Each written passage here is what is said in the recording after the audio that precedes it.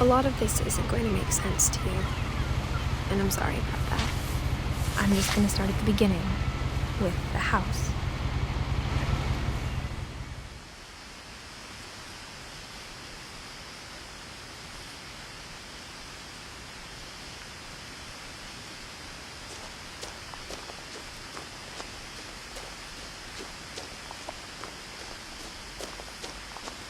I lived here until I was 11, but I wasn't allowed inside half the rooms.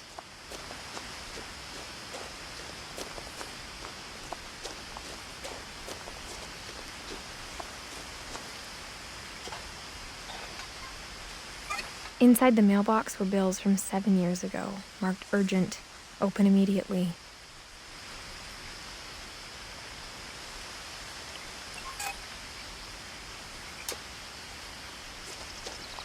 I hadn't been back since my brother Lewis's funeral.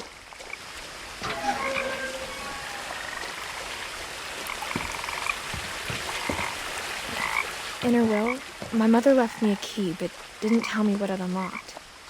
Maybe she thought I'd know, or she thought that the mystery would be enough to bring me back.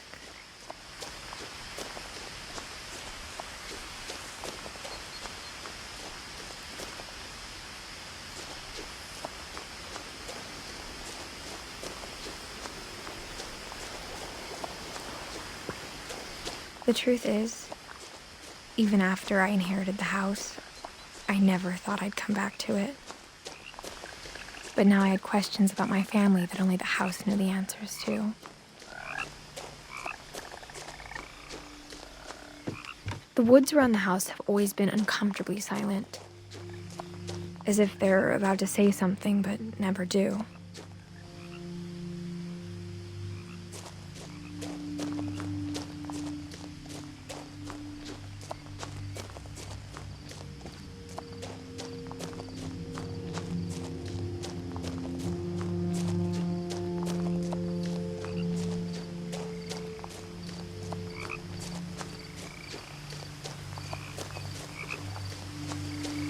The house was exactly like I remembered it, the way I'd been dreaming about it.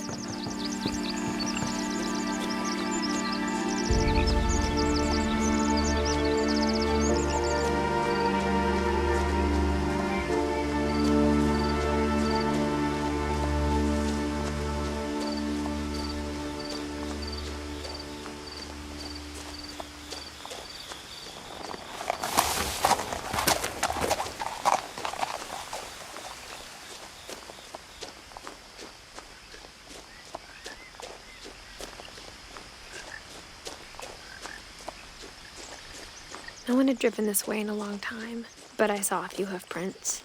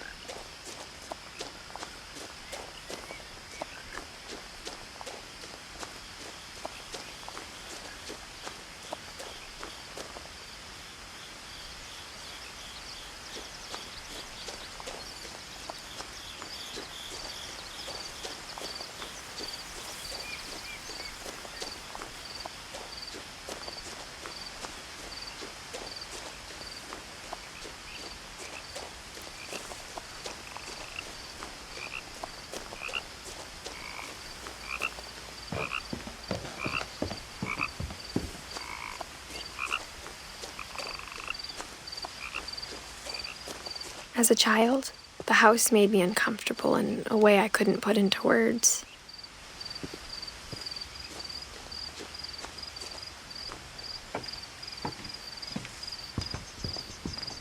Now, as a 17-year-old, I knew exactly what those words were. I was afraid of the house. I hoped the key might unlock the front door. It didn't.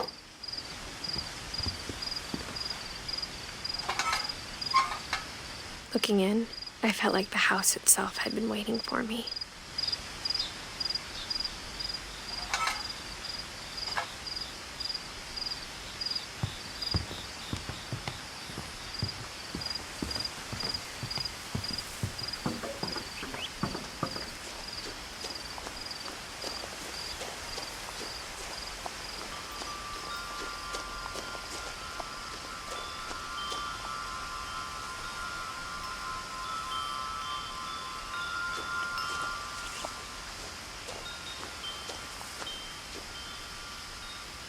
The house felt like it had always been here.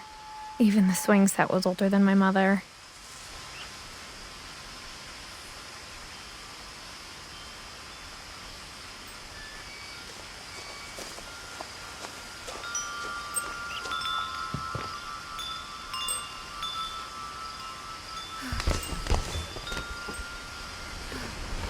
Crawling through the doggy door used to be a lot easier when I was 11.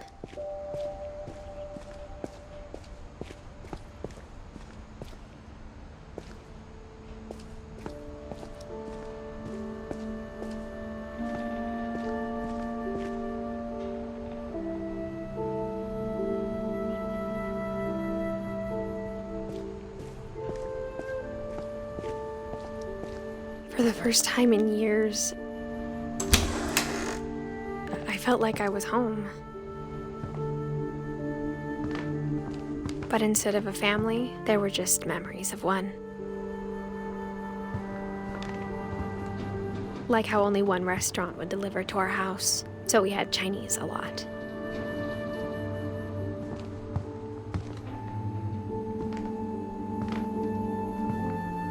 Or how after Louis started working at the cannery, we all got sick of eating salmon. Except our cat, Molly.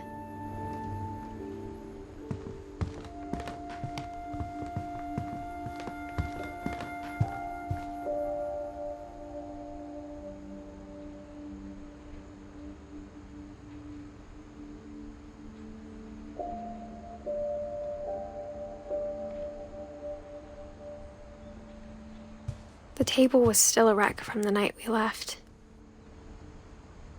It was like a bomb had gone off, killing everyone but sparing the furniture. My mom was the only one of us who could imagine Great-Grandma Edie living in a nursing home. Nothing in the house looked abnormal. There was just too much of it, like a smile with too many teeth. Even the fireplace had a story. Edie told me the bricks came from the original house, after it sank.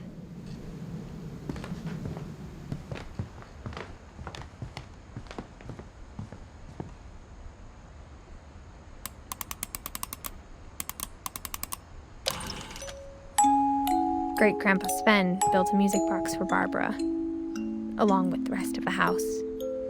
Mom always told me to stay out of the basement, so I wasn't too surprised when the key didn't fit.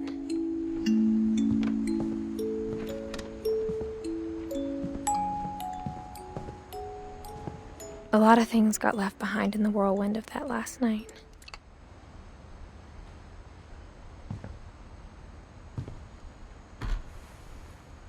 Edie told me once that every Finch who ever lived is buried somewhere in the library.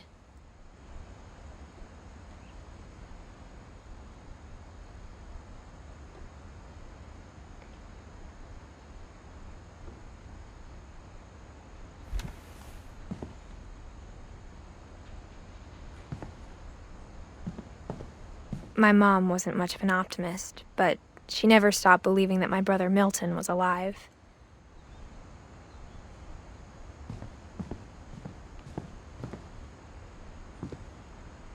After Milton disappeared, Mom sealed up all the bedrooms. Then Edie retaliated and drilled peepholes.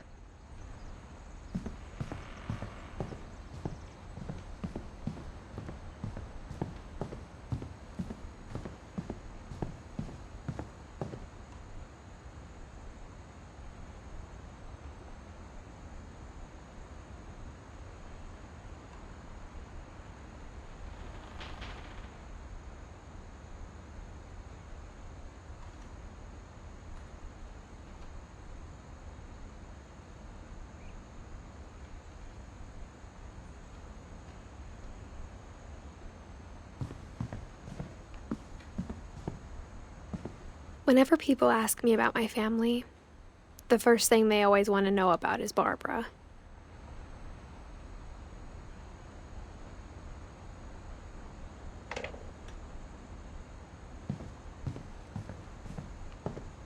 Edie's father, Odin, built the original house.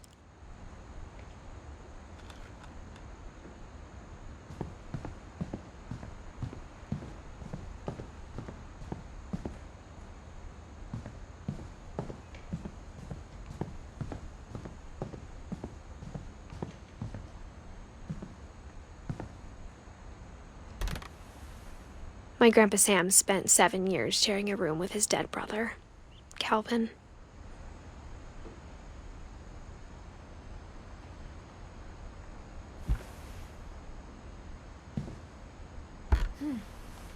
As a kid, I just assumed every house had peepholes and sealed rooms you weren't allowed inside of.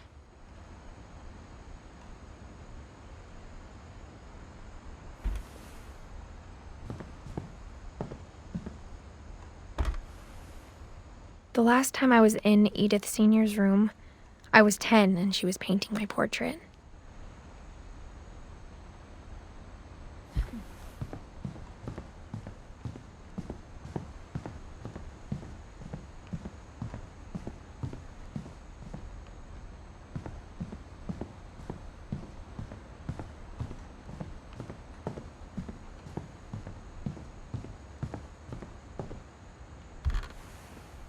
Barbara was a child star for 2 years, until America grew out of it.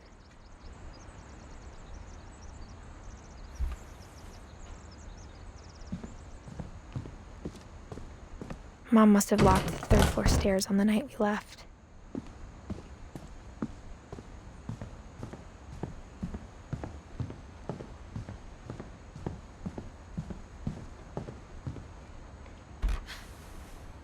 Molly always seemed like a girl I could imagine being friends with, if she hadn't died in 1947.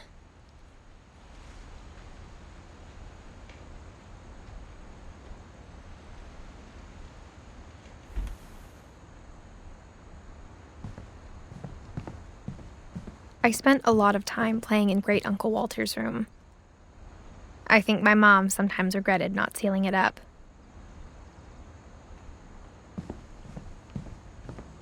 Lewis told me there were secret passages, but I never believed him.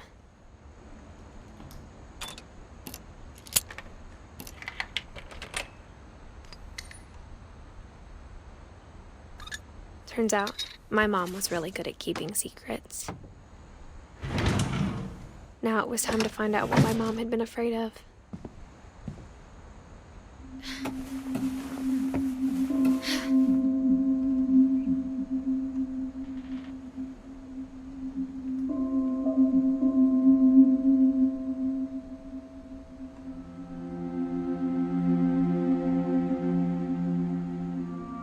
From the paintings on the wall, it was clear my brother Milton had been here before me.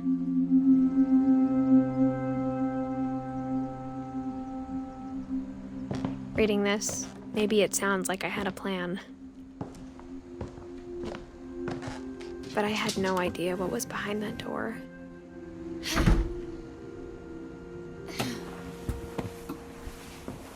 Just like I had no idea where all this was gonna lead.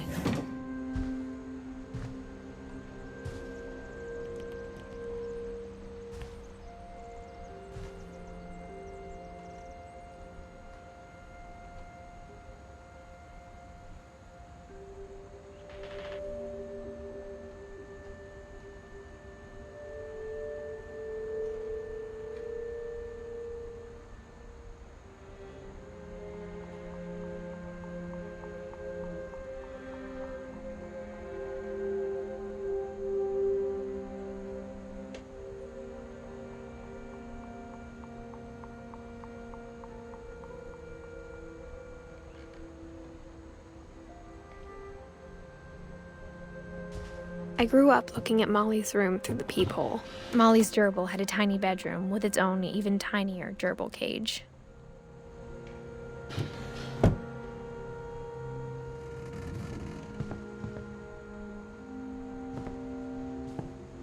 Being inside for the first time, I felt like I'd stepped behind a painting.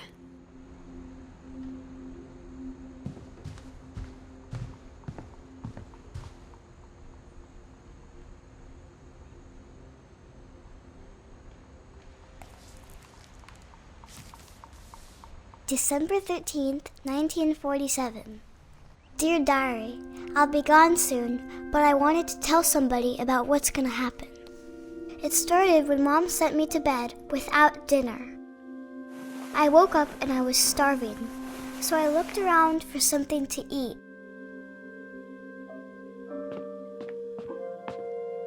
The gerbil food was dry, but I didn't mind it.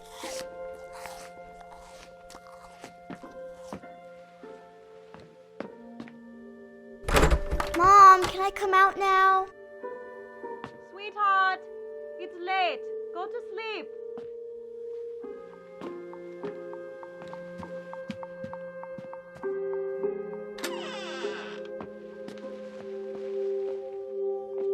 I kept eating and eating.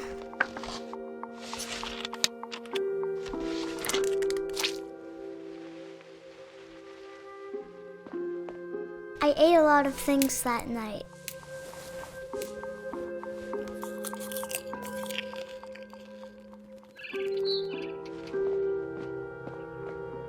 Then I heard chirping outside my window.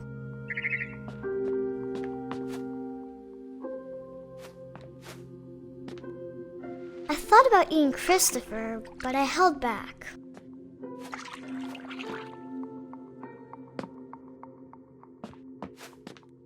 It was a barn swallow going back to her nest.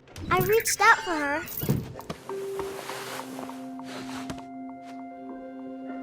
And suddenly, I was a cat.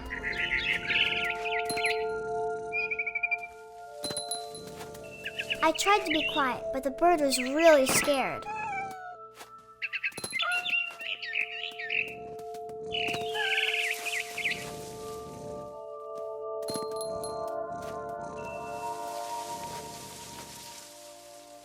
Mom and Dad didn't even look at me.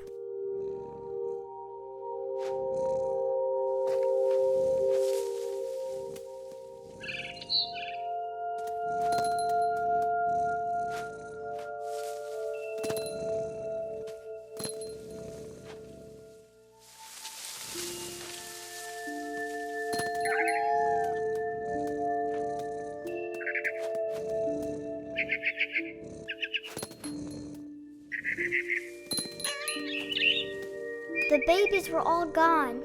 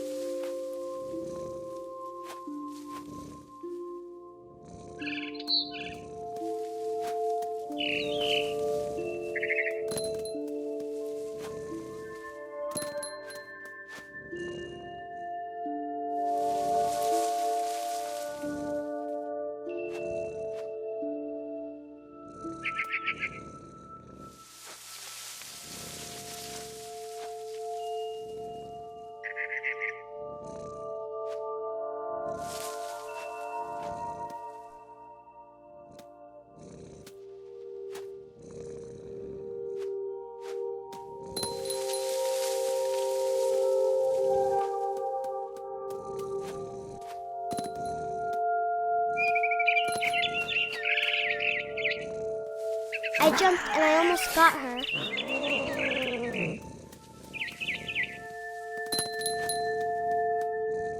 I could tell she was getting really tired.